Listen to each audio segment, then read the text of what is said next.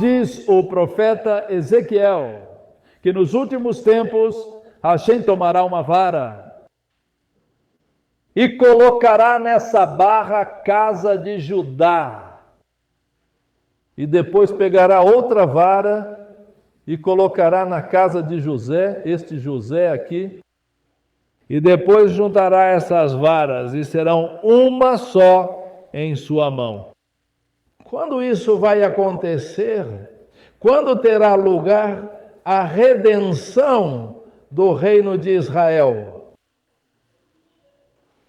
Quando isso vai acontecer? Quem será o instrumento de Hashem para trazer de volta este grande momento profético de redenção de ambas as casas de Israel? Mashiach é quem vai fazer isso. Mashiach é quem vai fazer. E quando ele vai fazer isso, Mashiach? Quando for revelado como Masel ben David. E qual é o código profético que temos que ficar de olho para saber se estamos ou não próximos desse tempo? Melo Hagoim, a quem Yeshua revelou esse código? A Rabino Saul. E onde está a revelação desse código? Romanos capítulo 9, verso 27. Aí está a revelação desse código. Onde o Rabino Saul declara, irmãos, aconteceu, preste muita atenção, irmãos, aconteceu endurecimento parcial de Israel, endurecimento parcial no sentido de não reconhecer Yeshua como Mashiach. Há um endurecimento parcial em Israel, temporário em Israel. Até quando? Ele diz, até que Melo Hagoim tenha entrado. Até que entre a plenitude dos gentios. Até que Melo Hagoim tenha entrado, é endurecimento parcial. Em Judá, vai se manter até que entre, até que apareça, até que se restaure Melo Hagoim. E quem é Melo Hagoim? Aqueles que uma vez fizeram parte de Israel e perderam sua identidade e se tornaram as ovelhas perdidas da casa de Israel. O mundo inteiro está cheio dessas ovelhas perdidas da casa de Israel. E a essas ovelhas perdidas da casa de Israel se juntou outro grupo importante. Porque quando os judeus foram expulsos de Israel, na época dos romanos, uma grande quantidade fugiu para a Europa e se escondeu na Europa e fizeram parte da antiga Sefarad. Cativos da Judéia, cativos de Jerusalém, que fugiram e conseguiram sobreviver na Espanha, Espanha Sefarad, que inclui Espanha e Portugal, absorveram toda aquela enorme quantidade de judeus, serviram de lar, de refúgio. Mas o que aconteceu? O que aconteceu em 1492? Vou contar para vocês de forma breve e resumida o que aconteceu. Os reis Isabel e Fernando, a rainha Isabel, a católica, e Fernando queriam unir os reinos, pelos quais estavam lutando e estabelecer uma monarquia sólida, e não tinham dinheiro para pagar o exército, não tinham dinheiro para comprar uniformes militares, não tinham dinheiro para comprar sapatos para os guardas, não tinham dinheiro para armas, precisavam de dinheiro. E quem tinha dinheiro? Os judeus. Então os judeus emprestaram dinheiro a eles para fazerem. A guerra foi feita e conquistada e estabeleceram seu domínio, mas agora era a hora de pagar aos judeus e não havia dinheiro para pagar aos judeus. Então um conselheiro do monarca se aproximou a Isabel, a católica, e disse: por que temos que pagar aos judeus? Se nós os tivemos aqui por tanto tempo, elas têm feito negócios aqui por tanto tempo, Não há por que pagar aos judeus, não devemos nada a eles. E isso criou um antissemitismo que levou finalmente à assinatura da expulsão dos judeus da Espanha. E aí veio a Inquisição, aí vieram as conversões forçadas, aí veio a Páscoa Marrana, daí veio a necessidade de fugir da perseguição, porque todo judeu estava sujeito à conversão ao catolicismo. Muitos deles o que fizeram? Alguns se converteram, mas em casa continuavam comemorando as festas judaicas. Por fora. O que faziam as mulheres judaicas, por exemplo, que foram obrigadas a se converter? À tarde iam à igreja e acendiam 2 velas para a Virgem Maria. Acendiam 2 luzes à Virgem.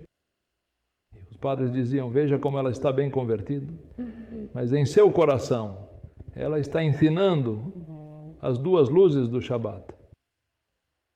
Não para a Virgem, para o Shabat. Você sabe de onde vem o costume do torresmo de porco? Vem dos judeus.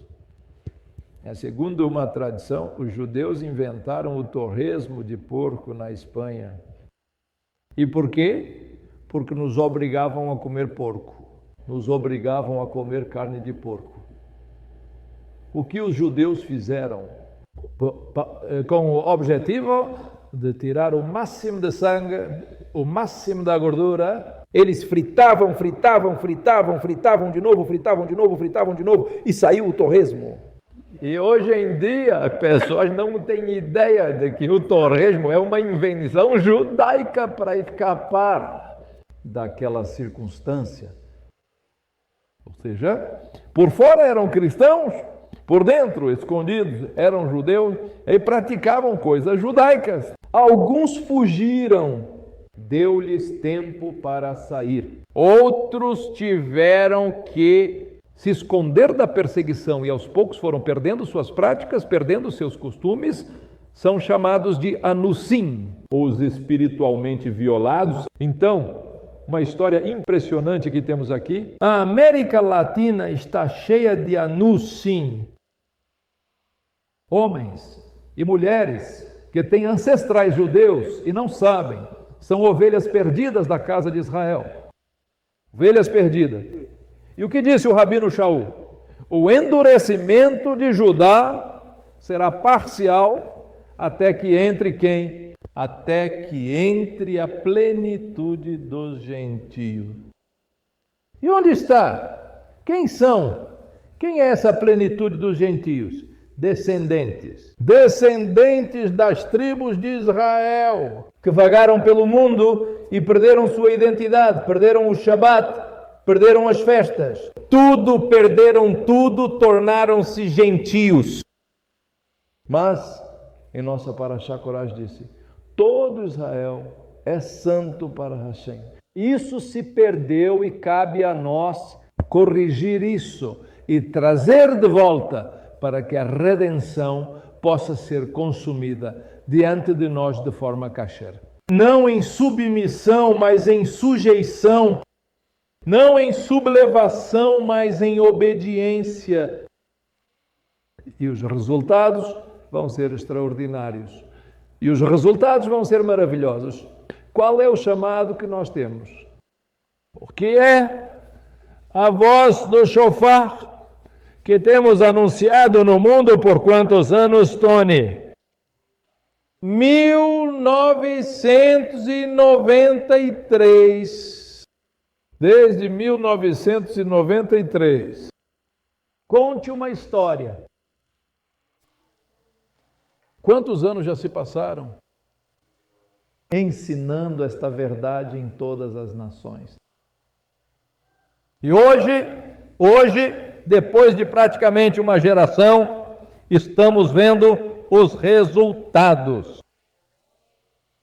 E estamos vendo como em todo lugar surgem comunidades emergentes de homens e mulheres que reconheçam o Deus de Israel como seu único Deus verdadeiro e ninguém mais. Amém. E este trabalho estamos vendo se tornar realidade cada vez mais. Cada vez mais pessoas de onde vocês menos imaginam reconhecendo seus ancestrais. Judeus e retornando à fé no Deus de Israel, na Torá e Mashiach. E agora estamos entrando na última fase dessa redenção. A primeira fase foi o anúncio profético. O anúncio profético da segunda fase, o retorno às raízes hebraicas. Aqui, neste lugar onde estamos agora, em 2000, tivemos a festa de Sukkot a nível internacional. Vieram pessoas de muitas nações. Vieram pessoas da Suécia, vieram pessoas da Espanha, vieram pessoas de Portugal, vieram pessoas do Brasil, vieram pessoas da Venezuela, pessoas de todos os lugares, da Argentina, de todos os lugares. Foi uma festa única, inesquecível. E naquela conferência de 2000, eu disse uma palavra profética. Para toda a multidão que estava aqui, eram 500, 600 pessoas que tinham se juntado de todas as partes para santificar Sukkot conosco. Eu disse esta palavra profética, Jefré.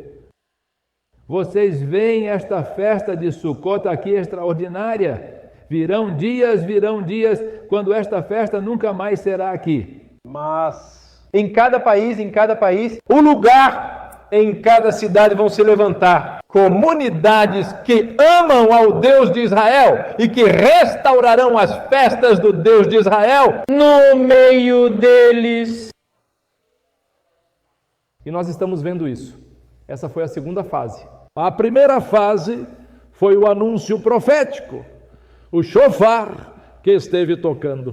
A segunda fase, o retorno a Hashem. As pessoas entendendo que o Deus de Israel não são 2, não são 3, não são 10, é um só. Reconhecendo o Yeshua judeu, reconhecendo o valor da Torá